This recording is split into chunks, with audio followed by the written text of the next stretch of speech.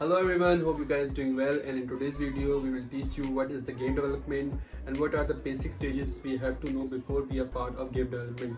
So you are at the right place. So let's get started.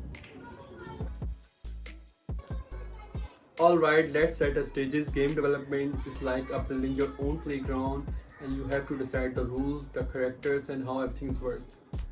It is your own world, but where do we start? Well, the first thing you have to know, you need an idea. What kind of game you want to create? Maybe a simple puzzle game or a racing game or even a cool adventure. Now let's talk about tools. Do not worry, we won't go too technical for the beginners. We recommend using the game engine like the Utility or Godot. They are like a magic box that help you to bring your games to the life without having to start from the scratch. Plus they are free to use. Today I will show you the basic using Utility. It's like an artist canvas for making a games. Install Utility and open a new project. Think of project as your game's special folder where all the magic happen. In Unity, we work with the game object, which are like a Lego bricks. You have a player object, enemy object, or maybe some power-ups. Arrange them in your game just like you are set up your toys.